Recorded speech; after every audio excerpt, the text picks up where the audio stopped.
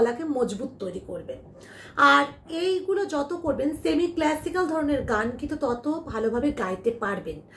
এইবার প্রথমে আমি যদি করি যে সারে সা সারে গা রে সা সারে গা মা গা রে সা, এটা কি এটাই তখন পরবর্তীকালে আ দিয়ে প্র্যাকটিস রেগুলার করবেন, তাতে গলাটা মজবুত হবে।